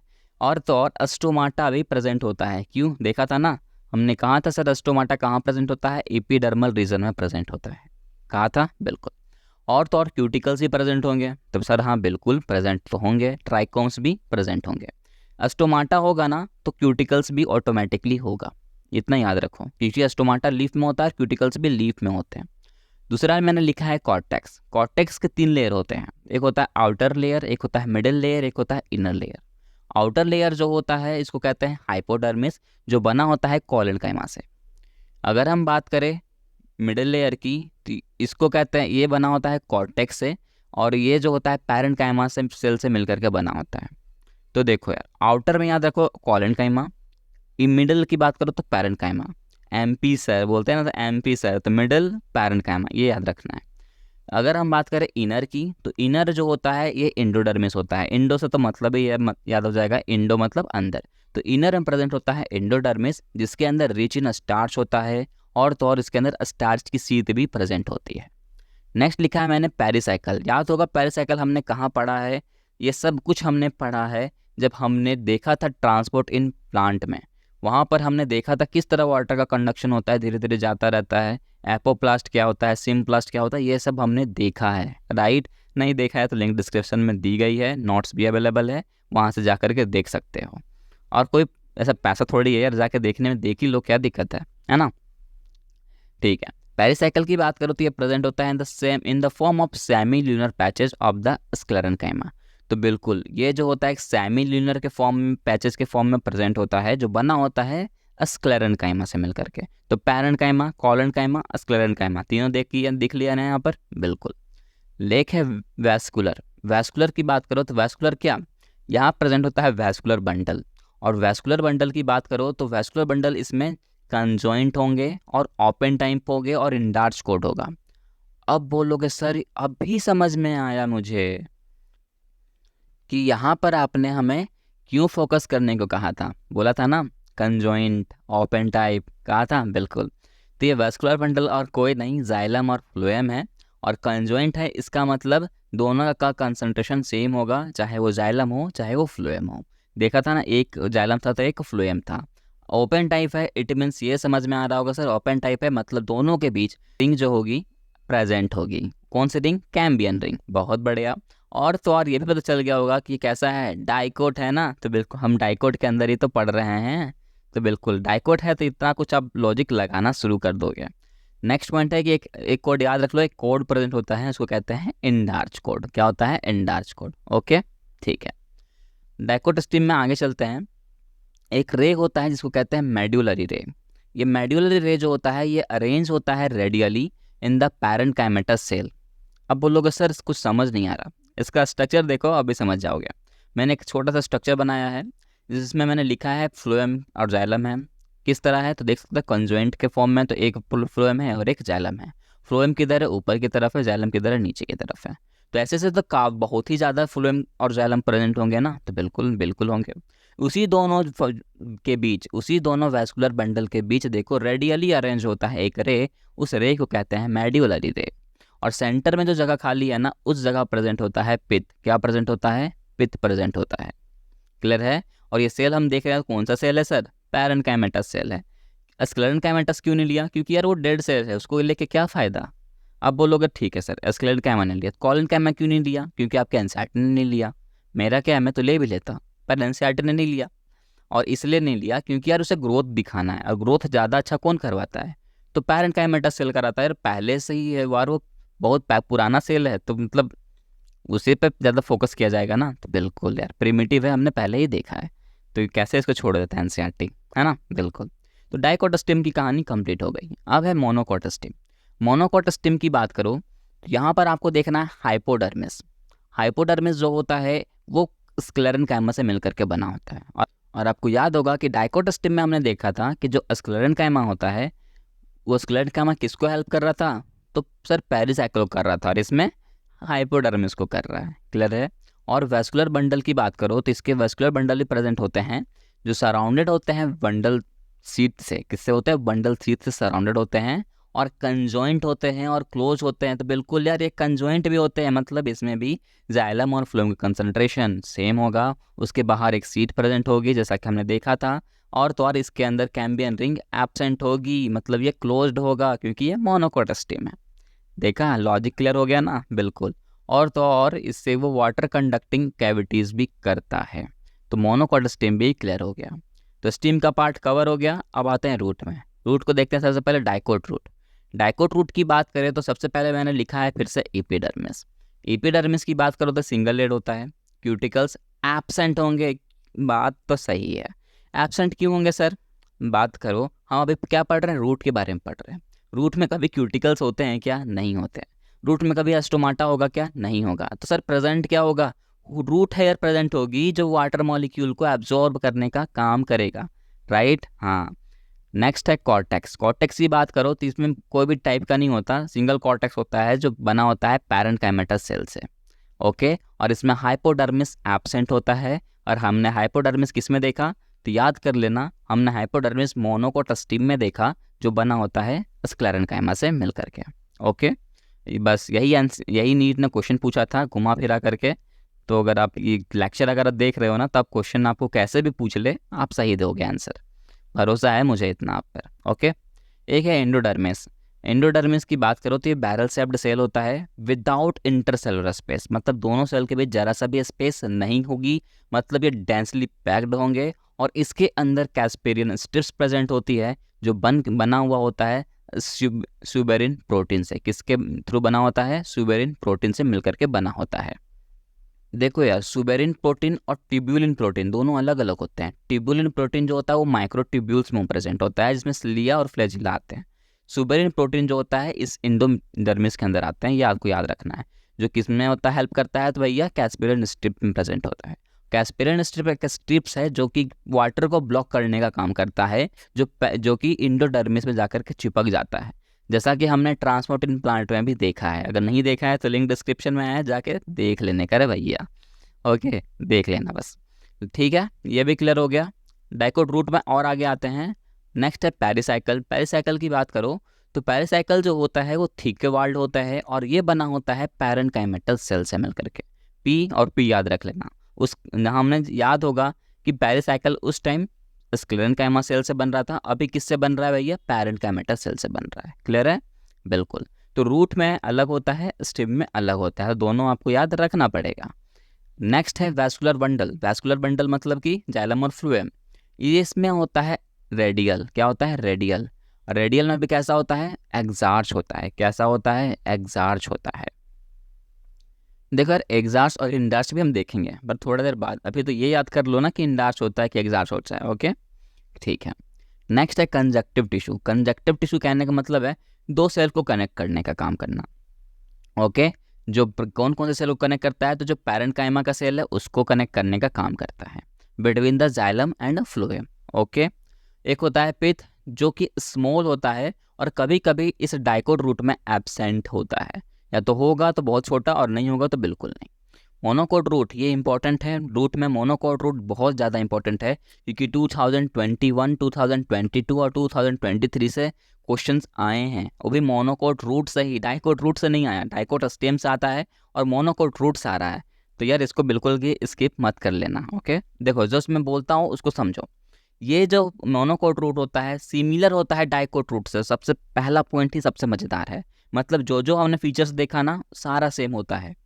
दूसरी बात, less than 6 xylem bundles are present in the dicots, मतलब 6 से कम जो होते हैं, 6 से कम जाइलम बंडल्स जो होंगे डाइकोट्स में प्रेजेंट होते हैं। तो इसमें भी कितने होंगे, 6 से कम ही होंगे ना, बिल्कुल, क्योंकि सारा फीचर्स कैसा है, सेम होता है। तो वही चीज़ मैंने यहाँ लिखा है। अगर हम बात करें जो पीथ होता है वो लार्ज होता है और वेल डेवलप होता है, मतलब पीथ ज़्यादा अच्छा किस में होता है, मोनोकोट में होता है, डाइकोट में तो एब्सेंट हो रहा था। तो यहाँ पर रूट भी क्लियर हो गया होगा। नेक्स्ट टॉपिक है अपना लीफ, इसको भी हम दो तरह से देखेंगे, डाइकोट में और मोनोकोट में। डाइकोट लीफ की बात करो तो वो डोर्सिवेंट्रल होता है, मोनोकोट लीफ आइसो बायलेटरल होता है। देखो आइसो का मतलब दोनों तरफ सेम, सेम होता है एक्चुअली, सेम। बायलेटरल मतलब दोनों तरफ, तो सिंपल सी बात है, दोनों तरफ अगर सेम है उस लीफ को कहेंगे मोनोकोट लीफ, और अगर हम बात करें दोनों तरफ अलग अलग है तो कहेंगे डोर्सिवेंट्रल लीफ, है ना। मोनोकोट लीफ एग्जाम्पल लेता हूँ, आपने कभी गन्ना खाया है, दोनों तरफ देखना सेम दिखेगा। आपने कभी मकई खाया है, उसके प्लांट को देखना, उसका जब लीफ देखोगे तो दोनों तरफ उसका भी सेम होता है, तो वो आइसोबायलेटरल हुआ। ओके, ठीक है। अगर हम बात करें तो डाइकोट में पहला पॉइंट लिखा है मैंने कि जो क्यूटिकल्स होंगे मोर thicker on the upper side, लेकिन मोनोकोट में ऐसा नहीं होगा, ये इक्वल थिकनेस रखता है, आगे साइड हो या फिर पीछे साइड हो, बात एक ही है। ओके, अपर हो या फिर नीचे हो कोई दिक्कत नहीं होती। नेक्स्ट पॉइंट लिखा है मैंने डाइकोट लीफ में कि जो स्टोमाटा होंगे more on lower surface, lower surface में ज़्यादा प्रेजेंट होंगे, लेकिन यहाँ पर भी कोई दिक्कत नहीं है, आइसोबायलेटरल है, मैं दोनों तरफ सेम रखेगा। नेक्स्ट पॉइंट मैंने लिखा है डाइकोट में कि जो मेजोफिल होंगे इसके 2 लेयर प्रेजेंट होते हैं, लेकिन मोनोकोट लीफ में जो मेजोफिल होता है ये प्रेजेंट होता ही नहीं है। तो ये मज़ेदार बात है, मतलब कि बहुत लोग ये में बोल देंगे ना, हाँ सर दोनों तरफ सेम होगा, पर ऐसा नहीं है ब्रो, मेजोफिल इसमें होता ही नहीं है। अगर मेजोफिल हो जाता तो फिर इसको हम डाइकोट लीफ ना कह लेते। ओके, कुछ तो अलग होना चाहिए ना दोनों में, बिल्कुल, तो वही अलग है, उसको याद रख लेना। अगर यहाँ पर 2 लेयर प्रेजेंट हैं तो एक होता है अपर, एक होता है लोअर। अपर वाले को कहते हैं पैलिसैडे और एक होता है लोअर जिसको कहते हैं स्पॉन्जे। तो यहाँ पर लीफ भी क्लियर हो गया होगा, पर कुछ पॉइंट और है जो मुझे सही लगा, मैंने लिखा है कि लीफ के अंदर जो वैस्कुलर बंडल्स प्रेजेंट होते हैं वो कैसे होंगे, कंजॉइंट होंगे और क्लोज्ड होंगे। कंजॉइंट याद रखो, कंजॉइंट याद आ रहा है बिल्कुल, जिसमें जाइलम और फ्लोएम का कंसंट्रेशन सेम होगा, और क्लोज्ड है मतलब कि कैस्पियन रिंग एब्सेंट है, और ये किसके अंदर आएगा, किसके अंदर आएगा, मोनोकोट के अंदर। तो ऐसा याद रख लेना, ठीक है। लास्ट है सराउंडेड बाय बंडल से, सबको पता है यार बंडल से सराउंडेड होगा ही होगा। तो अब ये टॉपिक बोलूँगा कि लीफ भी हमने कवर कर लिया। अब मेन टॉपिक है अपना सेकेंडरी ग्रोथ, जो कि बहुत इंपॉर्टेंट है, बहुत ही ज़्यादा इंपॉर्टेंट एक्चुअली। अभी तक जो पढ़ा है वो भी इंपॉर्टेंट था, पर अब ज़्यादा इंपॉर्टेंट है। ओके, क्योंकि ये छोटा सा टॉपिक है और क्वेश्चन ज़्यादा आते हैं, है ना, तो मार्क स्कोरिंग टॉपिक बोल लो, यही है। तो सेकेंडरी ग्रोथ जो होता है वो प्लांट को क्या करता है, वाइडर बनाता है, थिकर बनाता है, मोटा बनाता है, राइट। कैसे होता है वो देखो। तो जो सेकेंडरी ग्रोथ होगा, अगर स्टीम में मान लो अगर ग्रोथ होती है, स्टीम में अगर सेकेंडरी ग्रोथ हो रहा है तो स्टीम मोटा होगा कि नहीं होगा, बिल्कुल होगा। तो 2 तरह से होता है, एक होता है इंट्रास्टीलर ग्रोथ, एक होता है एक्स्ट्रा स्टीलर ग्रोथ। इंट्रास्टीलर ग्रोथ करवाता है वैस्कुलर कैम्बियन और एक्स्ट्रा स्टीलर ग्रोथ करवाता है कॉर्क कैम्बियन। मतलब बाहर की तरफ होने वाला ग्रोथ को कौन करवा रहा है, कॉर्क कैम्बियन, अंदर की तरफ ग्रोथ करवाएगा वैस्कुलर कैम्बियन। यहाँ तक कोई दिक्कत है क्या, कोई दिक्कत नहीं है। अब देखो हमने जो डायग्राम पहले बनाया था ना, उस डायग्राम को वापस लेते हैं। जी हाँ, वही डायग्राम है पैरेन्काइमेटा सेल वाला, जहाँ पर आपको मेड्यूलरी रे दिख रहा होगा कि दोनों वैस्कुलर बंडल के बीच में है और सेंटर में पीथ प्रेजेंट है। तो डायग्राम तो क्लियर हो रहा है सर कि ये डायग्राम देखा हुआ है, हमने देखा है इसे, कब देखा था, डाइकोट स्टीम का टाइम देखा था। क्लियर है, समझाने की जरूरत नहीं है वापस, बिल्कुल। अब देखो ये जो मेड्यूलरी रे होता है ना, ये अपने आप को बोलेगा कॉन्ट्रैक्ट करने के लिए, और ये कॉन्ट्रैक्ट करते करते ये चला जाता है वैस्कुलर बंडल के पास, और उसके पास जो कैम्बियन की रिंग है ना, उससे अटैच हो जाएगा, तो वो कैम्बियन की रिंग फिर आगे वाले कैम्बियन रिंग से अटैच होने चाहेगी, तो इस तरह से एक सर्कल बन जाता है। तो सर्कल जो बन गया ना, तो वहाँ अब ग्रोथ होगी। क्या होगी? ग्रोथ होगी। अब बोलोगे सर ऐसा सर्कल क्यों बना? देखो, सर्कल में आपने एक चीज नोटिस की होगी कि फ्लोएम अलग हो गया है और जाइलम अलग हो गया है। हो गया क्या? बिल्कुल। तो अब देखो, अब यहाँ पर दो तरह से ग्रोथ होगी, एक तो इंट्रास्टिलर, एक एक्स्ट्रास्टिलर, मतलब अंदर की तरफ और एक बाहर की तरफ। तो देखो, बाहर की तरफ कौन प्रेजेंट है? फ्लोएम। अंदर की तरफ कौन प्रेजेंट है? जाइलम। अभी तक क्लियर हो रहा है? कोई डाउट नहीं है? बिल्कुल। तो जो अंदर की तरफ ग्रोथ होगी वो कौन करवा रहा है? अंदर की तरफ जो ग्रोथ हो रहा है, जो इंट्रास्टिलर ग्रोथ होगा, वो कौन करवाएगा? Vascular Cambrian. और एक्स्ट्रा जो स्टिलर ग्रोथ होगा, बाहर की तरफ जो ग्रोथ होगा, वो कौन करवाएगा? Cork Cambrian. बात समझ रहे हो? बिल्कुल। तो ये जो है कॉर्क कैम्बियन जो है वो बाहर की तरफ है, और जो वेस्कुलर कैम्बियन है वो अंदर की तरफ है। वो जैसे जैसे ग्रोथ करवाएगा तो उसको बाहर की तरफ पुश करेगा, तो फ्लोएम जो है वो धीरे धीरे क्या होंगे? बाहर की तरफ बनने लगेंगे। बनेंगे कि नहीं बनेंगे? तो एक टाइम ऐसा आएगा, जो जाइलम होगा वो अंदर की तरफ फॉर्म होना शुरू हो जाएगा, क्योंकि यार अंदर की तरफ ग्रोथ कौन करवा रहा है? जाइलम। अंदर की तरफ अगर ग्रोथ हो रहा है तो जो जाइलम होगा वो प्राइमरी जाइलम हो गया, और उसके बाद का जो जाइलम बनेगा वो सेकेंडरी जाइलम हो जाएगा। तो सेकेंडरी जाइलम जो होगा वो रिंग के अंदर बनेगी। कौन से रिंग के अंदर बनेगी? तो याद करो यार, अंदर की तरफ ग्रोथ कौन करवा रहा था? अंदर की तरफ ग्रोथ करवा रहा था वैस्कुलर कैम्बियन। तो वो जो होगा वो अंदर की तरफ सेकेंडरी जाइलम को फॉर्म कर देगा। और तो और जो फ्लोएम होंगे उसका जो ग्रोथ होगा, तो जो सेकेंडरी फ्लोएम होगा वो उसके बाहर बनेगा, कोर कैम्बियन के बाहर बनेगा। समझ रहे हो? समझ रहे हो कि नहीं बन रहे हो यार? समझ रहे हो ना? तो हाँ, तो हम ये भी बोल सकते हैं कि जाइलम होगा वो इनसाइड द कैम्बियन रिंग बनेगी, और जो फ्लोएम होगा वो आउटसाइड द कैम्बियन रिंग बनेगा। क्लियर है? बिल्कुल, यही मुझे समझाना था, जिसके लिए मैंने डायग्राम बनाया है। और मैंने यहाँ लिखा भी है कि जो vascular Cambrian is more affective and active towards the inner side. Vascular Cambrian जो होता है वो अंदर की तरफ ज़्यादा अफेक्टिव होता है और एक्टिव होता है। क्यों होता है? क्योंकि देखा, सेकेंडरी जाइलम वहाँ पर बना दे रहा था। दूसरी बात, it means secondary xylem is more than secondary phloem, मतलब कि जो सेकेंडरी जाइलम होगा वो ज़्यादा पावरफुल होगा सेकेंडरी फ्लोएम के थ्रू, क्योंकि फ्लोएम तो बाहर बन रहा था ना, और सेकेंडरी जाइलम तो अंदर बन रहा है, तो उसमें ताकत ज़्यादा रहेगी। उसी तरह मैंने थर्ड पॉइंट लिखा है, जो primary xylem and primary phloem and secondary phloem crusted due to the secondary xylem. तो हम बोल सकते हैं ना यार, जो सेकेंडरी जाइलम बन रहा है तो उसके कॉन्ट्रैक्शन के कारण कहीं ना कहीं हम प्राइमरी फ्लोएम और सेकेंडरी फ्लोएम दोनों को ख़त्म कर दे रहे हैं, क्रस्ट कर दे रहे हैं। बिल्कुल, वैसे हम नहीं कर रहे हैं, वो तो कर रहा है प्लांट, पर यार पढ़ना तो हमें है ना। हाँ बिल्कुल। और तो और जो कैम्बियन जो रिंग होती है, Cambrian from the secondary medullary रे, और जो कैम्बियन की रिंग होती है वो आगे जा कर के सेकेंडरी मेड्यूलरी रे को भी फॉर्म कर देती है, क्योंकि मेड्यूलरी रे तो बीचों बीच था ना, तो उसका भी सेकेंडरी मेड्यूलरी रे फॉर्म होता है। तो जो भी डाउट होगा अब तो क्लियर हो गया होगा। फिर भी अगर कोई डाउट रह जाता है तो आप बिल्कुल मुझे कमेंट कर सकते हो, मैं बता दूंगा। तो देखो यार, अभी तक जितना भी हमने पढ़ा ना, अब समझ नहीं आ रहा इसका यूज कहाँ पर है। देखो यार, वैस्कुलर कैम्बियन करता क्या है? मैचुरेशन प्रोवाइड करता है। तो मैचुरेशन करेगा, प्रोवाइड करेगा, तो एक टाइम ऐसा आएगा जब प्लांट जो है धीरे धीरे ट्री में कन्वर्ट हो जाएगा, मतलब वो ज़्यादा ताकतवर हो जाएगा। तो बिल्कुल जिसी तरह आपको वैस्कुलर कैम्बियन में मैं दिखा देता हूँ, फिगर कुछ इस तरह का दिखता है वैस्कुलर कैम्बियन का। तो देखो, जो वैस्कुलर कैम्बियन की जो वुड होती है ना, वो स्प्रिंग के टाइम जो वुड मिलती है, जो स्प्रिंग वुड होता है, वो ज़्यादा अफेक्टिव होता है, ज़्यादा एक्टिव होता है।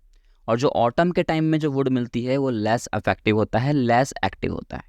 अगर हम बात करें तो जो स्प्रिंग वुड होता है उसके अंदर मोर एक्सिलरी एलिमेंट्स देखने को मिलते हैं, और इसमें लेस एक्सिलरी एलिमेंट्स देखने को मिलेगा। स्प्रिंग में वाइडर वेसल्स होंगे और ऑटम में नैरो वेसल्स होगा। जो स्प्रिंग होगा वो लाइट कलर्ड होगा, ऑटम जो होता है वो डार्क कलर्ड होते हैं। जो स्प्रिंग होता है उसको अर्ली वुड भी कहते हैं, मतलब वुड बनने से पहले के जो होता है थोड़ा सॉफ्ट होगा ना, वो सिंपल सी बात है, थोड़ा सॉफ्ट होगा। तो उससे याद रखना, सॉफ्ट है मतलब वो लाइट कलर्ड है और वाइडर होगा। और ये ऑटम वाला जो वुड होता है उसको लेट वुड कहते हैं। तो लेट है तो सिंपल सी बात है, वो हाई डेंसिटी रखता होगा और डार्क कलर्ड होगा। बिल्कुल, यही भी ये ट्रिक से याद हो जाएगा। और स्प्रिंग वाले को कहते हैं स्प्रिंग वुड, और ऑटम वाले में ऑटम वुड। ओके, ये भी डाउट क्लियर हो गया ना? बिल्कुल। देखो, सेकेंडरी जाइलम का भी मेन काम क्या है? ग्रोथ को प्रोवाइड करना, राइट, मैचुरेशन प्रोवाइड करना। तो ये दो रीजन में देता है, एक है सेंट्रल रीजन, दूसरा पेरिफेरल रीजन। देखो यार, सेंट्रल रीजन में कौन ग्रोथ करता है? याद करो, अभी हमने वेस्कुलर कैम्बियन पढ़ा, बिल्कुल, तो सेंटर की जगह पे था ना, तो उस जगह पे कौन ग्रोथ करेगा? सैंड वही करेगा, वेस्कुलर कैम्बियम नहीं करेगा। तो बिल्कुल वही करने वाला है। खैर, जो पॉइंट लिखा है वो मैं बता देता हूँ। पहला पॉइंट लिखा है कि वो डार्क ब्राउन कलर होता है। डार्क ब्राउन कलर इसलिए हो जाता है सेंट्रल रीजन वाला, क्योंकि वहाँ पर डिपोजिशन होता है टैनिन्स का, रेजिन्स का, कुछ ऑयल्स का, गम्स का, एरोमेटिक सब्सटेंस का, एसेंशियल ऑयल्स का, एक्सेट्रा। इसके कारण वो डार्क कलर हो जाता है। लेकिन यहाँ पर बात करो पेरिफेरल रीजन वाले की, तो वो लाइट इन कलर होता है, क्योंकि उसके अंदर किसी का भी डिपोजिशन नहीं होता। अब डिपोजिशन होने के कारण ये थोड़ा हार्ड भी हो जाता है, ड्यूरेबल भी हो जाता है और रेसिस्टेंट भी होता है। लेकिन लेकिन जो पेरिफेरल रीजन होता है वो सॉफ्ट का सॉफ्ट ही रहता है, क्योंकि इसके अंदर कुछ भी डिपोजिशन नहीं हुआ रहता है, राइट। अगर हम बात करते हैं सेंट्रल रीजन में, तो वो मैकेनिकल सपोर्ट भी प्रोवाइड करता है, लेकिन यहाँ पर मैकेनिकल सपोर्ट प्रोवाइड नहीं किया जाता। इसमें वाटर का कंडक्शन एब्सेंट होता है, लेकिन यहाँ पर वाटर का कंडक्शन होता है। ओके, बिल्कुल। और लास्ट पॉइंट मैंने लिखा है कि इस वुड को कहेंगे हर्ट वुड और इसको कहेंगे सैप वुड। तो यहाँ तक अगर आपको डाउट है तो अभी क्लियर कर लो, क्योंकि मैं यहाँ पर फिगर भी दिखा देता हूँ। ये हुआ हर्ट वुड, एक हुआ sapwood, right. Heartwood कैसा है देख सकते हो, हल्का ब्राउनिश कलर का है, और सैप वुड किस तरह लाइट कलर का है। अब तो कोई डाउट नहीं होना चाहिए। ओके, तो यहाँ तक कोई डाउट नहीं है ना? नहीं होना चाहिए। अगर है तो आप कमेंट कर देना। और हम धीरे धीरे कंप्लीट करते करते लास्ट टॉपिक पे पहुंच गए हैं, जिसका नाम है हाइपोडर्मिस। वही हाइपोडर्मिस जो हमने देखा था पहले। कहाँ पर देखा था याद करो? डाइकोट स्ट्रीम में देखा था। और डाइकोट स्ट्रीम में हमने कहा था जो हाइपोडर्मिस होता है ये स्क्लेरेन्काइमा से मिलकर के बना होता है। लेकिन जैसे हमने डाइकोट रूट पढ़ा, वहाँ पर भी जो देखा हाइपोडर्मिस है, लेकिन उस टाइम पे वो किससे मिलकर के बन रहा था? पैरेन्काइमा से मिलकर बन रहा था। तो वही हाइपोडर्मिस का हम स्टडी करने वाले हैं। तो मैं जो बोलूँगा ना उसको ध्यान से सुनना, अब सब कुछ क्लियर हो जाएगा। चाहे वो कोर कैम्बियन हो, पेरिडर्म हो, फाइलम हो, फैलोडर्म हो, सब कुछ अभी क्लियर हो जाएगा। ओके, तो जो मैं बोलूँ बस उसको समझना है आपको, और कुछ भी नहीं। देखो, यहाँ कोर कैम्बियन आपको दिख रहा है लिखा हुआ? बिल्कुल। इसके दो सेल होते हैं, एक होते हैं आउटर सेल, एक होता है इनर सेल। आउटर सेल को अपन कहते हैं कॉर्क या तो फिर फैलम। इनर सेल को कहते हैं सेकेंडरी कॉर्टेक्स या तो फिर फैलोडर्म। ओके, बिल्कुल सही है। और कोर कैम्बियन को अपन फैलोजन भी कहते हैं। अब समझते आ रहा है? कोर कैम्बियन को फैलोजन भी कह सकते हैं। कोर कैम्बियन के दो सेल होते हैं, एक आउटर एक इनर। आउटर में प्रेजेंट होता है कोर्क, इनर में प्रेजेंट होता है सेकेंडरी कॉर्टेक्स। जो कोर्क होता है वो बना होता है सुबेरिन प्रोटीन से। वहाँ पर सुबेरिन प्रोटीन का डिपोजिशन होता है, एक्चुअली बना नहीं होता। वहाँ पर सुबेरिन प्रोटीन का डिपोजिशन होता है, जैसा कि हमने देखा था। हमने जब कैस्पेरियन स्ट्रिप्स जब पढ़ा था तो हमने कहा था वहाँ पर वो जो कैस्पेरियन स्ट्रिप्स होता है वो सुबेरिन प्रोटीन से बना होता है, मतलब उसका वहाँ डिपोजिशन हुआ रहता है, राइट। बिल्कुल। अगर हम बात करें सेकेंडरी कॉर्टेक्स की, जिसको अपन फैलोडर्म कहते हैं, वो बना होता है पैरेन्काइमेटस सेल से। किससे मिलकर के बना होता है? पैरेन्काइमेटस सेल से मिलकर के बना होता है। तो ये जो फैलोजन, फैलम और फैलोडर्म है, तीनों मिल करके बनता है पैरिडर्म। क्या बनता है? तीनों मिल करके बनता है पैरिडर्म। क्या बन रहा है? फिर से रिपीट कर, तो तीनों मिल करके बनते हैं पैरिडर्म। तो फैलोजन क्या है, फैलम क्या है और फैलोडर्म क्या है, ये आपको क्लियर हुआ? जी बिल्कुल। फैलोजन जो होता है इसके दो सेल होते हैं, एक आउटर एक इनर। आउटर वाले को कहेंगे फैलम, इनर वाले को कहते हैं फैलोडर्म। तीनों को मिलाकर कह दो पैरिडर्म। क्लियर है? बहुत बढ़िया। पर यह बात वो नहीं जो मैं समझाना चाहता हूँ। अब जो मैं बोल रहा हूँ वो ध्यान से सुनना। देखो, थोड़ा सा कन्फ्यूजन होगी पर समझ जाओगे। देखो, हमने यहाँ लाइन कहा ना कि जो सेकेंडरी कॉर्टेक्स होता है ये पैरेन्काइमेटस सेल में बना होता है, क्योंकि उसको वहाँ पर फॉर्म होना रहता है, मतलब फैलोडर्म के अंदर फॉर्म होना रहता है। क्लियर है? लेकिन कभी कभी ये सेकेंडरी कॉर्टेक्स पैरेन्काइमेटस सेल में नहीं बन पाता। आई रिपीट, ये सेकेंडरी कॉर्टेक्स कभी कभी ये जो पैरेन्काइमेटस सेल है वहाँ ना बन करके कोर के में ही बन जाता है, मतलब आउटर सेल में ही फॉर्म होने लगता है। अब बोलो सर ये क्या हो रहा है? बिल्कुल ऐसा होना नहीं चाहिए था, लेकिन अगर ऐसा हो जाता है तो कभी कभी वहाँ पर लेंटिकल्स दिख जाता है, लेंटिकल्स का फॉर्म हो जाता है। लेंटिकल्स होता है वो लेंस शेप होता है, जिसके थ्रू वो गैसेस एक्सचेंज में हेल्प करता है। और वो लेंटिकल्स के आने से जो सेल होते हैं वो रफ्चर्ड हो जाता है, टूट जाता है। तो जैसा कि आपको यहाँ एक फिगर बनाया हूँ, आप देख सकते हो वो जो लेंटिकल्स है वो आ गया है गैसेस एक्सचेंज करने के लिए, लेकिन आने से थोड़ा वो रफ्चर्ड हो जाता है, टूट जाता है। तो मुझे बस यही आपको समझाना था, लेंटिकल्स क्या होता है वो आपको बताना था, और क्यों आता है वो भी बताना था। दो मैंने एक स्टोरी के रूप में बता दिया। एक होता है बार्क। बार्क कहने का मतलब है all the tissues exterior to the vascular cambium. मतलब कि जो वैस्कुलर कैम्बियन हमने देखा उसके बाहर के लेयर जितने भी हैं उसके अंदर जो भी आता है उसी को कहते हैं बार्क। जैसे कि छिलका टाइप का दिख रहा है आपको, वो क्या है, बार्क है। ओके, जो प्लांट भी उतार देती है अपनी छिलके, राइट। हाँ यार समझ रहे हो, वो स्किन ही तो है उसकी, बिल्कुल। और यहाँ पर हमारा जो लेक्चर है वो पूरा कंप्लीट हो चुका है। तो अगर यहाँ पर कोई डाउट हो तो आप मेरे को कमेंट कर सकते हो, नोट्स भी अवेलेबल हो जाएगा। फिर भी कोई डाउट रह जाता है तो मैं हूँ ना यार। ओके।